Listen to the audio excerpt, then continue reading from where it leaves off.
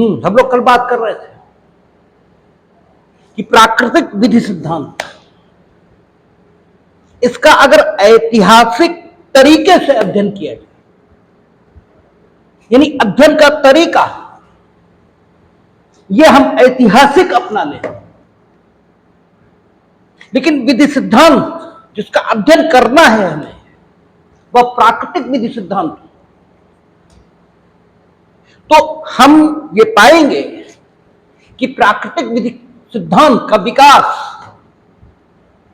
ये 3 कालों में हुआ है, जिनमें से प्रथम काल को प्राचीन काल, द्वितीय काल को मध्यकाल और तीसरे को आधुनिक काल, इस रूप में मान्यता मिली है।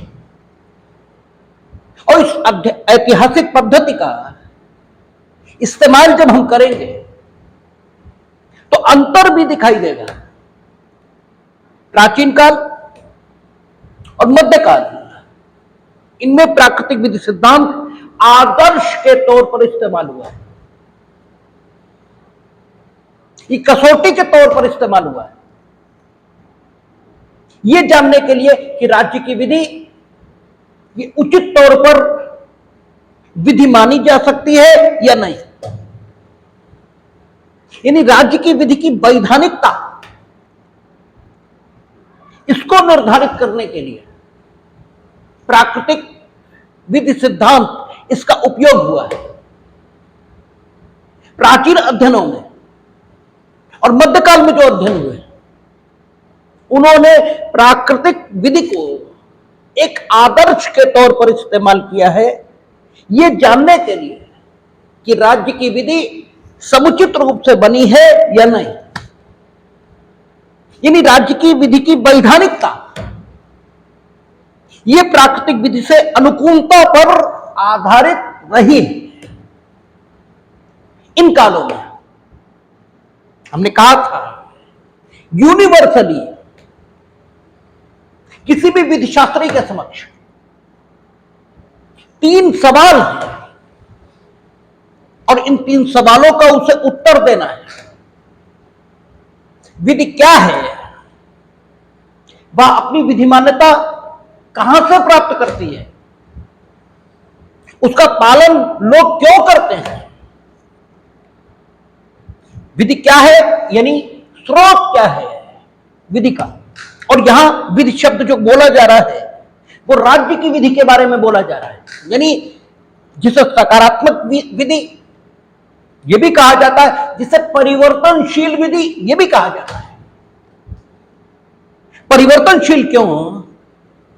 क्योंकि राज्य की विधि कभी भी बदल सकती है, इसे पॉजिटिव ला, इसे परिवर्तनशील विधि या राज्य की विधि यह भी कहा जाता है।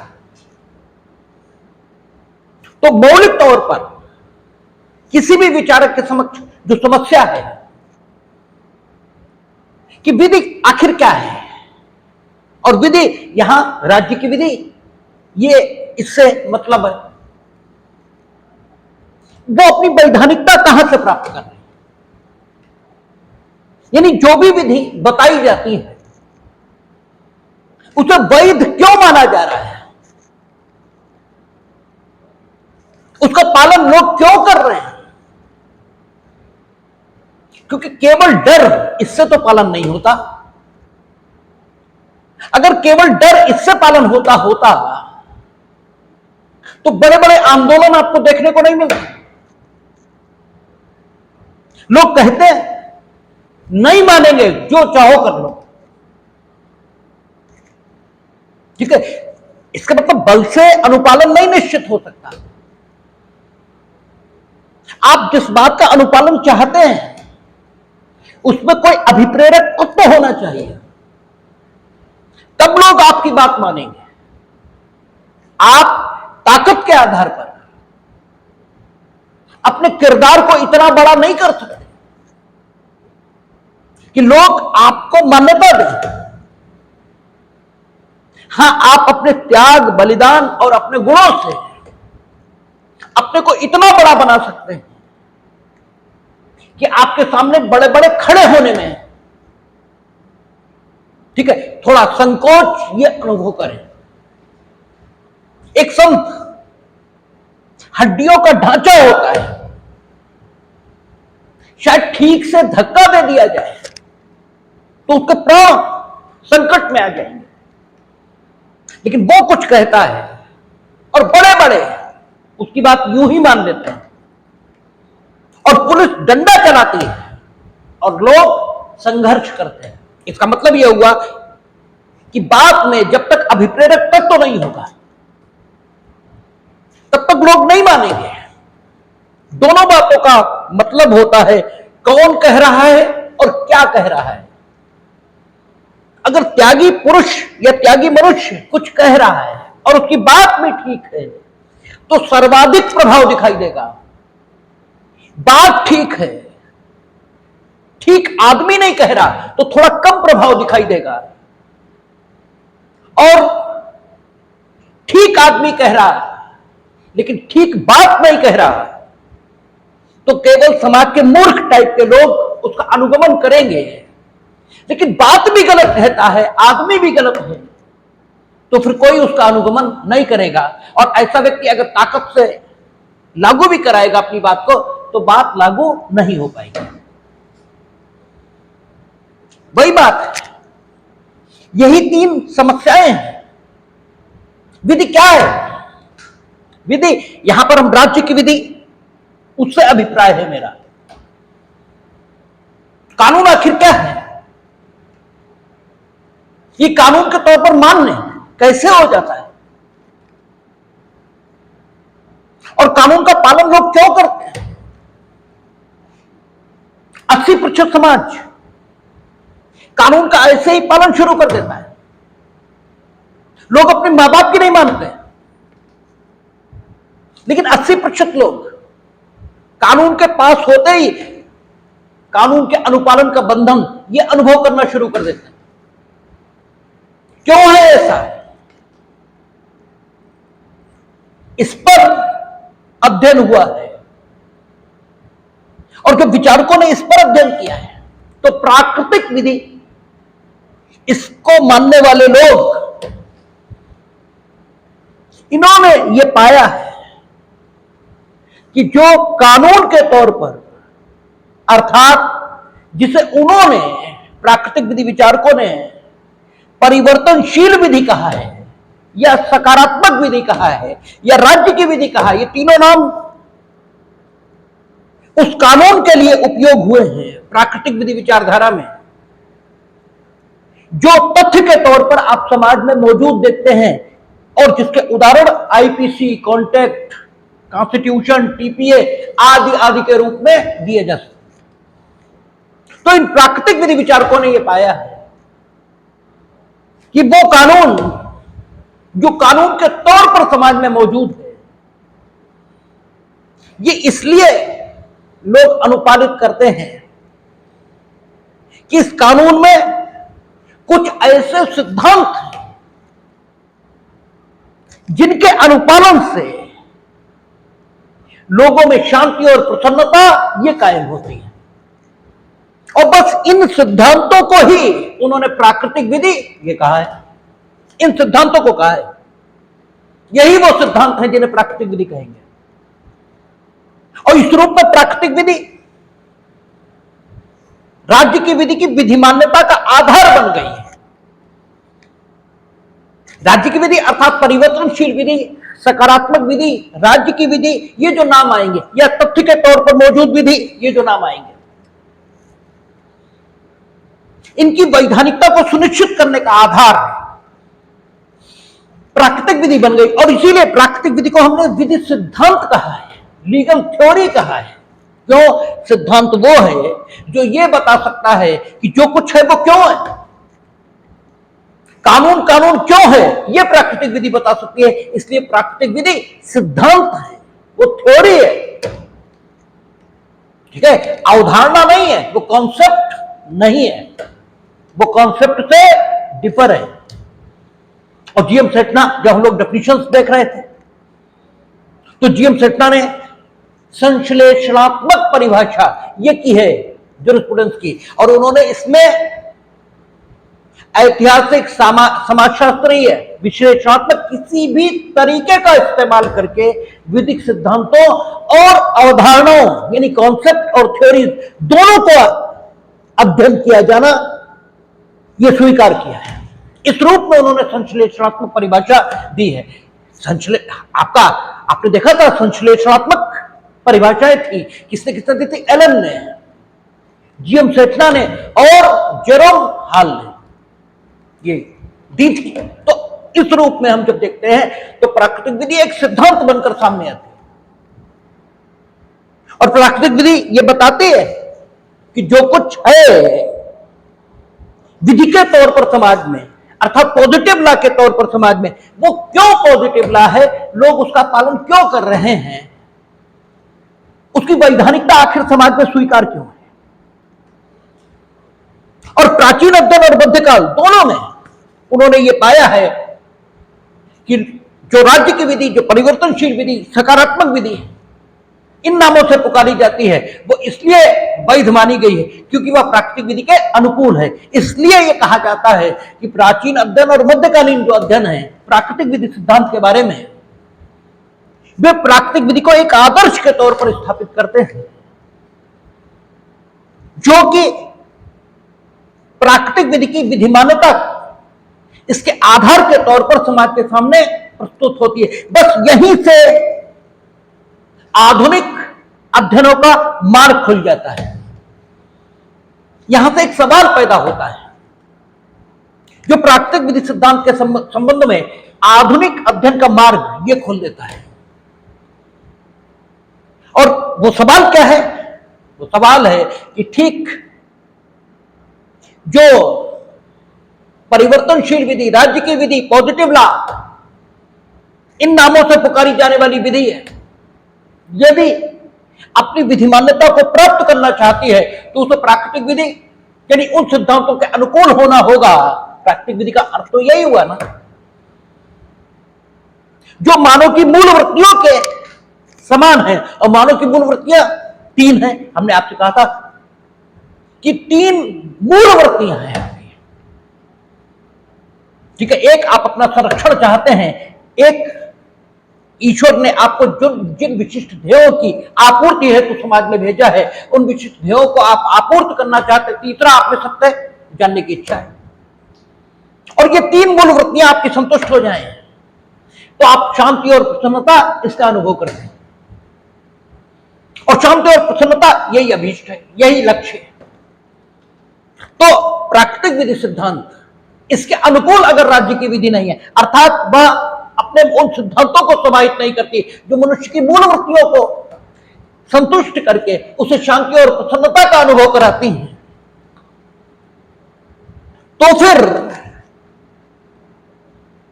अगर राज्य की विधि इन सिद्धांतों के अनुकूल नहीं है तो इसका मतलब यह है कि वो वैध नहीं है, ठीक है ना। और जब वो वैध नहीं है तो उसका अनुपालन क्यों किया जाए भाई? उसके अनुपालन के लिए फिर नैतिक जो बल है वो कहां से लाएंगे आप? ऐसी राज्य की विधि का अनुपालन हम क्यों करें? ये समस्या पैदा हो जाती है और इसी ने आधुनिक अध्ययन का मार्ग ये खोल दिया। आधुनिक अध्ययन क्या कहता है कि राज्य की विधि प्राकृतिक विधि के अनुकूल हो न हो, ठीक है ना। राज्य की विधि प्राकृतिक विधि के अनुकूल हो न हो, वह अपनी विधि मान्यता नहीं खोती। क्यों? उसकी विधि मान्यता का आधार राज्य के द्वारा उसे अधिनियमित किया जाना है, न कि प्राकृतिक विधि से अनुकूलता। ये जो प्राचीन और मध्यकालीन अध्ययन, ठीक है, विश्वास करते हैं, ये ठीक नहीं है। और उसके लिए तर्क के रूप में वो क्या इस्तेमाल करते हैं आधुनिक विचारक? वो कहते हैं कि ठीक बात होती है, आप मानो तो ठीक और न मानो तो ठीक। ठीक बात अपनी जगह है, ठीक बात आपकी मान्यताओं पर आधारित नहीं है और आपकी मान्यताएं भी जरूरी नहीं ठीक हो, ठीक है। आपकी मान्यताएं आपके साथ है और ठीक बात अपनी जगह ठीक है। दोनों में अनुकूलता भी हो सकती है और दोनों में प्रतिकूलता ये भी हो सकती है। अगर दोनों में अनुकूलता है बेहतर है, दोनों में प्रतिकूलता है तो बेहतर नहीं है, सिर्फ इतना ही कहा जा सकता है। लेकिन तो यह नहीं कहा जा सकता कि आपकी मान्यता गलत है। आपकी मान्यता है, ये तो लोग कहते हैं ना कि भाई तुम मानते होगे ऐसा, लेकिन तुम ठीक ही मानते हो ये जरूरी थोड़ा ही है। लेकिन आपको ऐसा मानने का पूरा हक यह है यदि वो किसी का नुकसान नहीं कर रहा है, जो आपकी मान्यता है, ठीक है ना, तो आपको वैसा मानने का पूरा हक है जो किसी अन्य का नुकसान नहीं करता लेकिन ठीक के अनुकूल नहीं है या आदर्श के अनुकूल नहीं है। तो प्राकृतिक विधि सिद्धांत के बारे में जो आधुनिक अध्ययन है उसने राज्य की विधि को या राज्य की विधि की वैधानिकता के संबंध में उस समस्या का समाधान कर दिया जो समस्या प्राचीन और मध्यकालीन अध्ययनों से उत्पन्न हुई थी। ठीक है, लेकिन जब इस ऐतिहासिक पद्धति का हम इस्तेमाल करते हैं, ठीक है, अध्ययन किया, तो प्राकृतिक विधि सिद्धांत अर्थात उन सिद्धांतों की खोज जो मानव समाज में शांति और प्रसन्नता स्थापित करेंगे, मनुष्य की मूल वृत्तियों को शांत करके, ठीक है, उनकी खोज प्रथमतः ईश्वर की इच्छा इस आधार पर करने की कोशिश हुई है। ईश्वर की इच्छा, क्योंकि मनुष्य सबसे पहले जो आश्रय लेता है वो ईश्वर की इच्छा का ही लेता है। तो अध्ययन की ऐतिहासिक पद्धति का इस्तेमाल जब हम प्राकृतिक विधि विचारधारा के संदर्भों में करते हैं तो हमें सबसे पहले जो चीज दिखाई देती है वो कौन सी है? ईश्वर की इच्छा। सबसे पहले हमारे सामने हम्मुरबी की संहिता आती है, हमारे सामने यहूदी विचार आता है, हमारे सामने इस्लामिक विचार आता है, और इन तीनों में ईश्वर की इच्छा, इसे उस विधि का आधार यह बनाया गया है जो विधि तथ्य के तौर पर मानव समाज के अनुपालन के लिए उपलब्ध होगी, अर्थात जिसे राज्य की विधि आज की डेट पर कहा जाएगा, जिसे आज की डेट पर परिवर्तनशील विधि, ठीक है, या सकारात्मक विधि यह कहा जाएगा। लेकिन इन विधियों को ऐसा नहीं कहा गया है। क्यों? इसलिए क्योंकि ईश्वर की इच्छा के रूप में प्राप्त हुई हैं, इसलिए इन्हें अपरिवर्तनशील माना गया है। अगर आज की डेट पर होती तो परिवर्तनशील कही जाती है, राज्य की सकारात्मक विधि कही जाती है, क्योंकि राज्य बना था, लेकिन वो स्वयं ईश्वर ने बनाई है, इसलिए अपरिवर्तनशील भी हैं। शरीयत के बारे में मुस्लिम यही कहते हैं, परिवर्तनशील नहीं है। और इसीलिए हम बार बार कहते हैं कि अगर हिंदुस्तान खुद को धर्मनिरपेक्ष कहता है तो हम तो केवल संविधान से शासित होंगे, और जब हम संविधान से शासित होंगे तो फिर हम क्यों नहीं बदलेंगे? हम तो बदलेंगे, हम तो कॉमन सिविल कोड लाएंगे।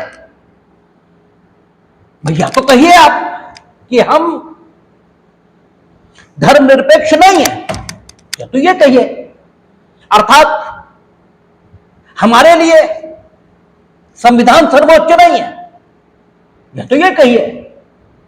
और अगर आप कहते हैं कि हमारे लिए संविधान सर्वोच्च है तो हमने तो वायदा किया कि हम सबको फंडामेंटल राइट देंगे, ठीक है, और इसी आधार पर 497 जो वो कौन सा सायरा बानो, एक जोसेफ शाइन में चाहे 497 आईपीसी यानी जारता को अनकॉन्स्टिट्यूशनल घोषित किया है। आपको मालूम है जारता अनकॉन्स्टिट्यूशनल किस ग्राउंड पर घोषित हुई है? जारता इस ग्राउंड पर अनकॉन्स्टिट्यूशनल घोषित हुई है, जोसेफ शाइन में। उसमें उन्होंने कहा है कि 497 यह कहती है कि पति, ठीक है ना, पति की सहमति के बिना, ठीक है, पति की सहमति के बिना, यानी पति की अनुमति के बिना, ठीक है ना, उसकी मौनानुकूलता, ये शब्द आते हैं ना, पति की मौनानुकूलता, जरा उठाना देखें क्या कहती है। नीचे नीचे, क्योंकि अब तो अनकॉन्स्टिट्यूशनल उठूंगी।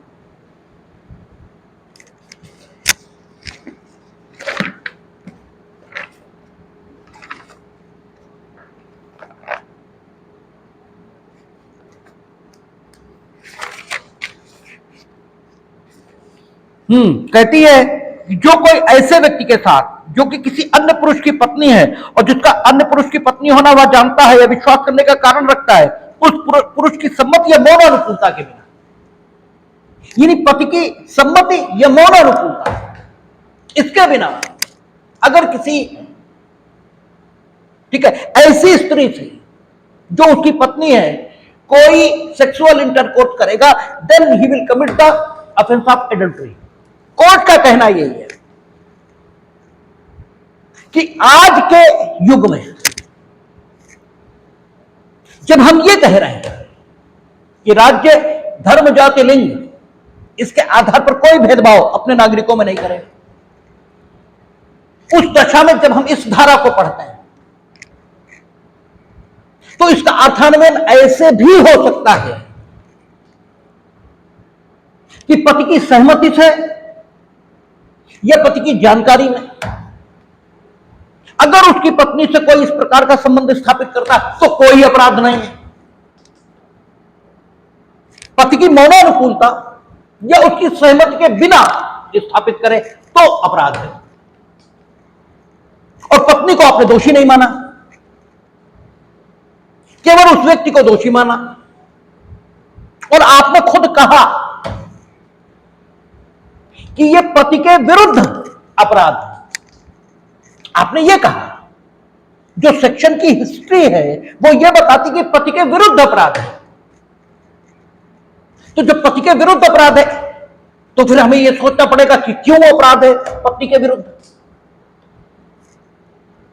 तो फिर एक बात के अलावा कुछ और नहीं कहा जा सकता कि पत्नी पति की जागीर है इसलिए यह अपराध है, ठीक है ना। यही तो बात कही जाएगी भाई, अगर उसकी सम्मति से किया जाए या उसकी अनुमति से किया जाए तो कोई अपराध नहीं।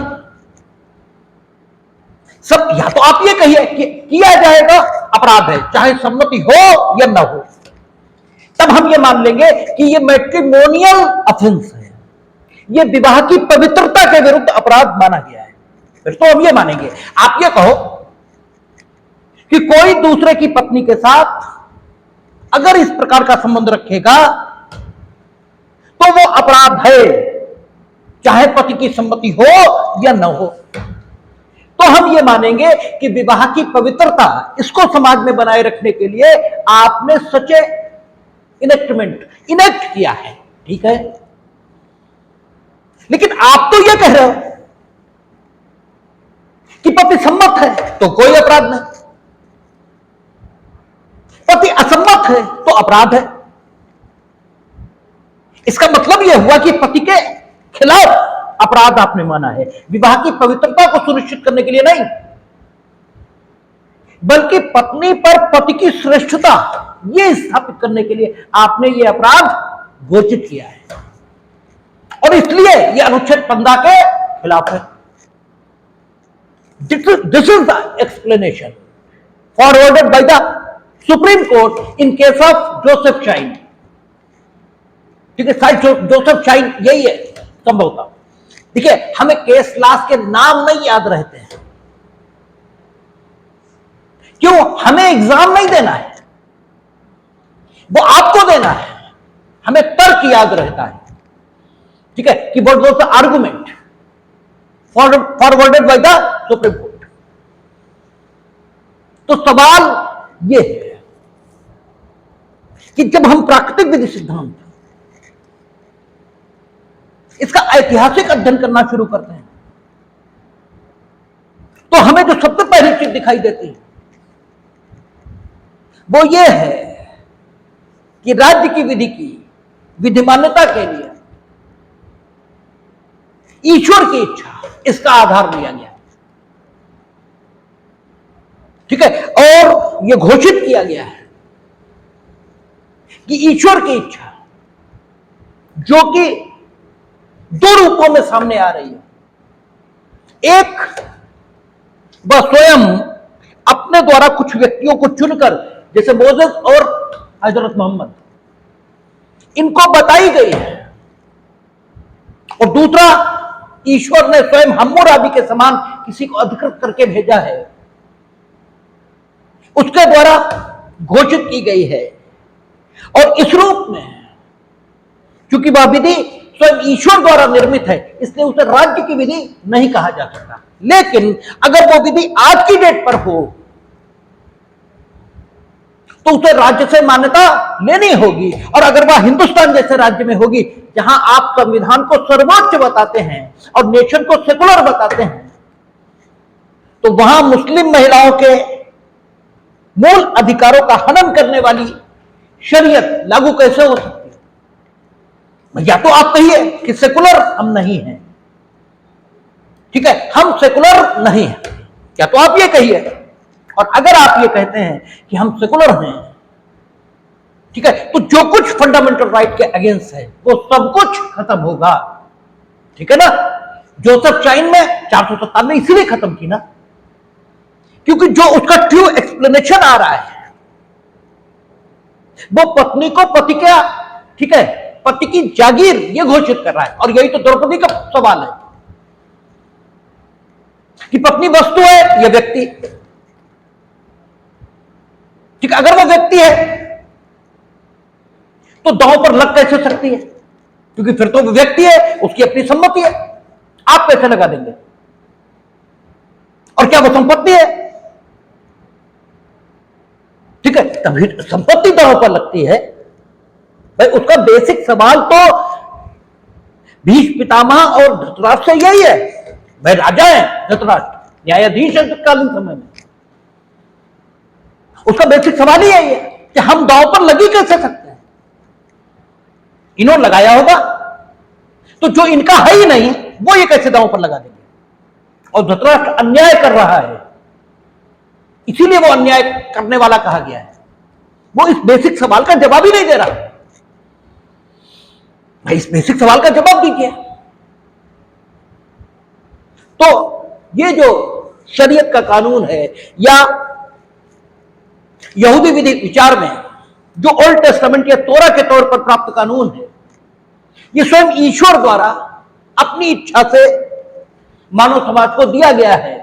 और इसलिए प्राकृतिक विधि सिद्धांत में, ठीक है, ये ईश्वरीय इच्छा द्वारा निर्मित विधि ये कही गई। और इस काल में, ठीक है, धर्म, विधि और नैतिकता तीनों मिले हुए हैं, जो ईश्वर स्वयं अपनी इच्छा मोसेस और हजरत मोहम्मद को बता रहा है। और ईश्वर की इच्छा का पालन ये धार्मिक कर्तव्य भी है, ये नैतिक कर्तव्य भी है। और क्योंकि वह विधिक कर्तव्य के तौर पर स्वयं बताया जा रहा है, इसलिए विधिक कर्तव्य भी है। तो इस काल में विधि जो प्राप्त हुई वह ईश्वर की इच्छा के रूप में प्राप्त हुई। विधि से तात्पर्य प्राकृतिक विधि से। इस काल में जो प्राकृतिक विधि प्राप्त हुई ईश्वर की इच्छा के रूप में प्राप्त हुई, क्योंकि ईश्वर की इच्छा मानव और समाज की शांति और प्रसन्नता को कायम रखने के लिए ही होगी, इसलिए इसे माना गया। और इसमें चूंकि मनुष्यों के आचरण के लिए तथ्य के तौर पर भी यह बताया गया था कि उन्हें निकाह कैसे करना चाहिए, उन्हें बच्चों का पालन पोषण संरक्षण करना चाहिए। यानी वो विधि जो राज्य के द्वारा बनाई जाती है वो स्वयं ईश्वर के द्वारा बताई गई, ऐसा कहा गया। और चूंकि वो आवश्यक रूप से मानव समाज में शांति और प्रसन्नता कायम कर सकती, इसलिए इस काल में राज्य की विधि और प्राकृतिक विधि ये अलग अलग है ही नहीं। इस काल में एक ही है। इस काल में अलग अलग अस्तित्व नहीं है। अलग अलग अस्तित्व तो इसके बाद शुरू होगा। राज्य की विधि और प्राकृतिक विधि अलग अलग जो हो जाएगी वो इसके बाद होगी। यहां तक राज्य की विधि और प्राकृतिक विधि एक ही है। इसलिए इस काल में, ठीक है, विधिक, नैतिक और धार्मिक ये कर्तव्य अलग अलग नहीं किए गए, ठीक है ना। ईश्वर की इच्छा, इसके आधार पर प्राकृतिक विधि का निर्धारण हुआ और यह इच्छा ईश्वर ने स्वयं प्रकट की या लोगों के माध्यम से प्रकट करवाई, ठीक है ना। इस काल में स्थिति यह है। लेकिन कालांतर में ऐसे महान लोग आने बंद हो गए। स्वयं हजरत मोहम्मद ने कहा कि हम अंतिम नबी हैं, हमारे बाद कोई नबी नहीं आएगा, ठीक है ना। और मुस्लिम का जो अकीदा है, ठीक है, जो तौहीद है वो भी यही है, ठीक है ना, कि हजरत मोहम्मद के बाद कोई नबी नहीं आना है। इमाम मेहंदी का कॉन्सेप्ट है जरूर, लेकिन इमाम मेहंदी नबी नहीं है,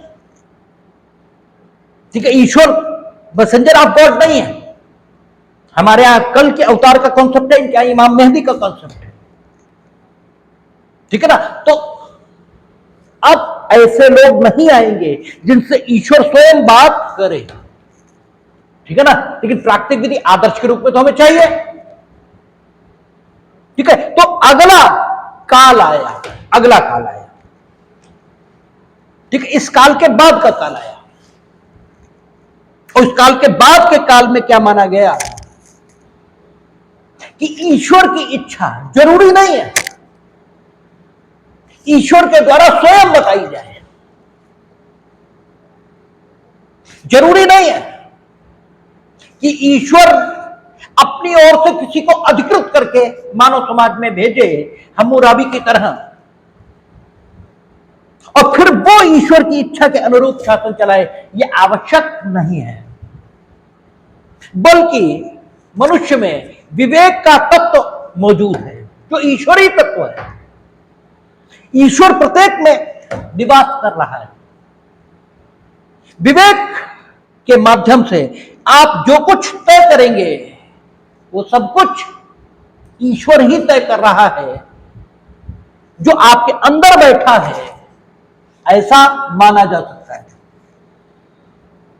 ठीक है। और आप जो कुछ तय करेंगे, ठीक है, अर्थात आपके अंदर बैठा जो कुछ तय करे, आपके अंदर बैठा ईश्वर जो कुछ तय करेगा वह आवश्यक रूप से ठीक होगा, ठीक है।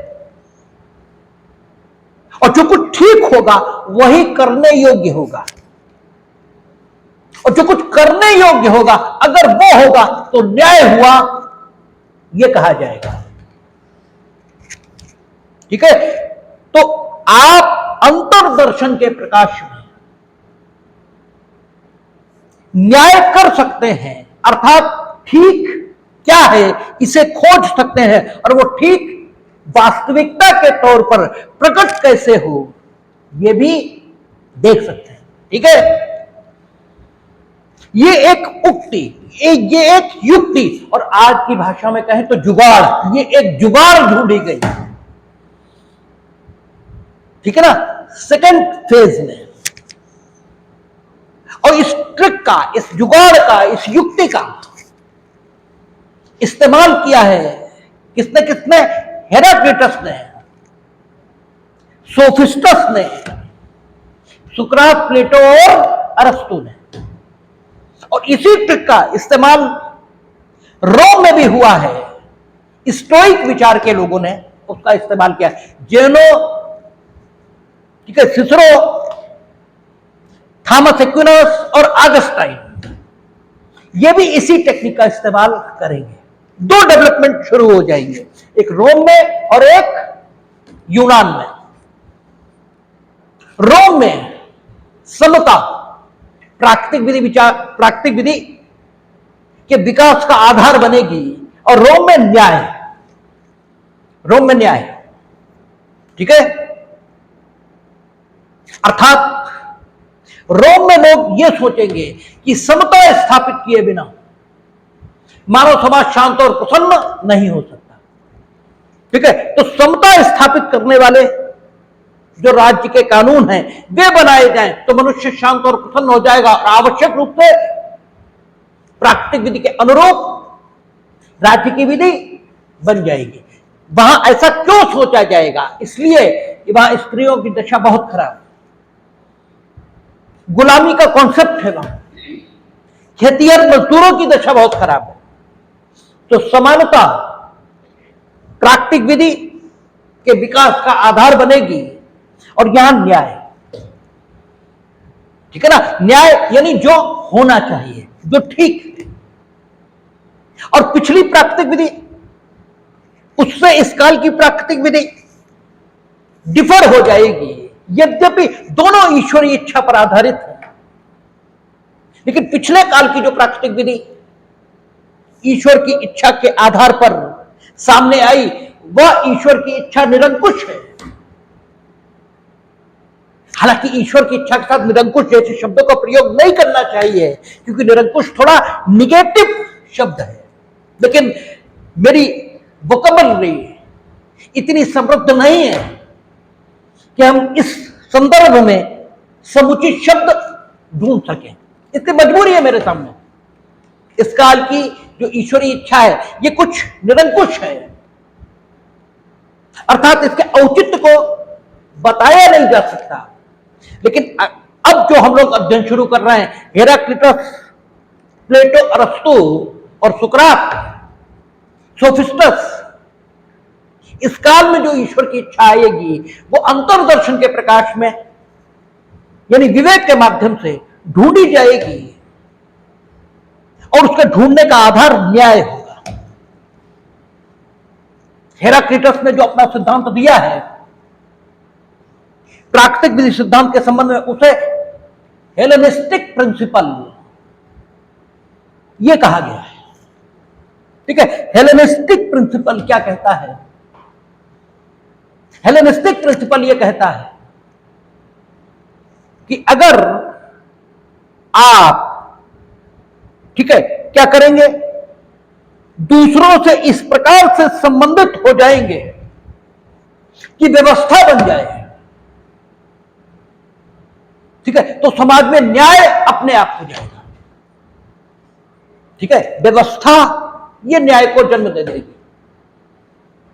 आपको स्वयं को दूसरों से संबंधित करना चाहिए,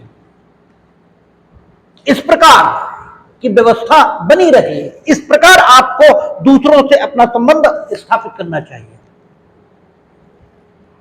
ठीक है, अर्थात मनुष्य को केंद्र में रखकर हेराक्लिटस ने एक व्यवस्था की कल्पना की है, ठीक है ना, जो संबंधों पर आधारित है। और आप जानते हैं संबंध तभी चलेगा जब आप किसी को मारेंगे नहीं, किसी को, ठीक है, इसलिए राज्य की विधि उन सब चीजों को अपने में समाहित करने वाली बन गई है जो मानव संबंधों को दूसरों से इस प्रकार व्यवस्थित करें, यानी संबंधों की सामंजस्यपूर्ण व्यवस्था। ठीक है, संबंधों की सामंजस्यपूर्ण व्यवस्था जो व्यवस्था को कायम कर देगी, ठीक है, इसको प्राकृतिक विधि कहा गया। संबंधों की सामंजस्यपूर्ण व्यवस्था या संबंधों की व्यवस्था, ठीक है ना। इसकी प्रेरणा हेराक्लिटस को कहां से मिली कि वो ये कहे कि व्यवस्था कायम करने वाले संबंध,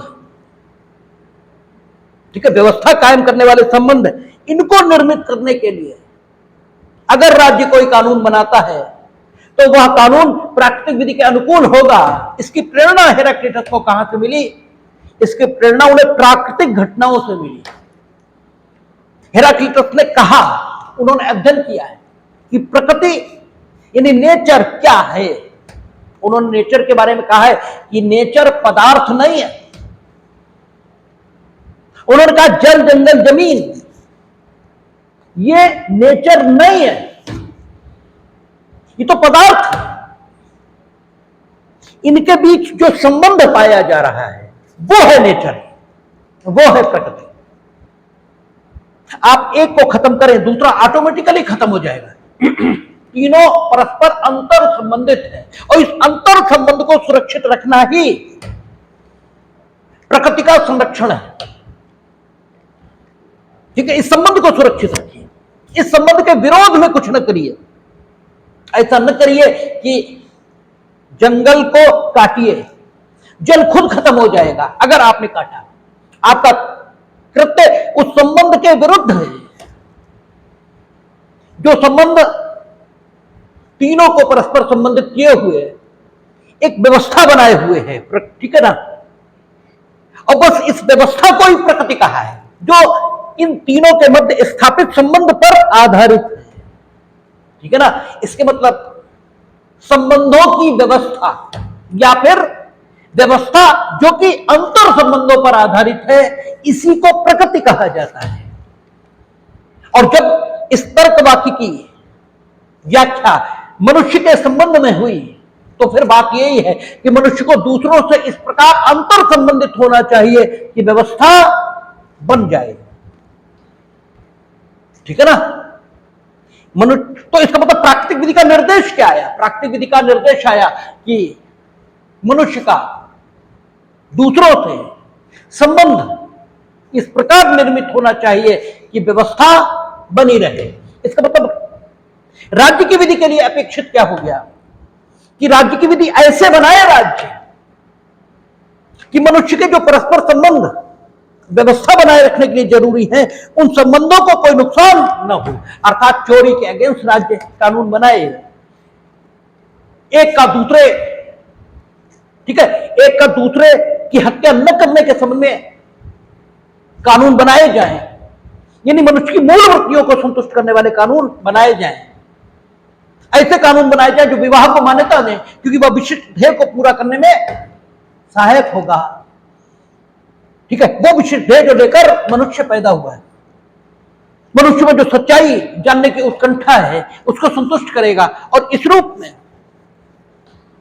ईश्वर की इच्छा भी हमें मिल गई है और उसके अनुरूप ये ईश्वर की इच्छा, ये जो हमें मिल गई कि ये हो, यानी क्या क्या हो, यानी ऐसी व्यवस्था निर्मित हो जो अंतर संबंधों को सुरक्षित करके व्यवस्था बना दे।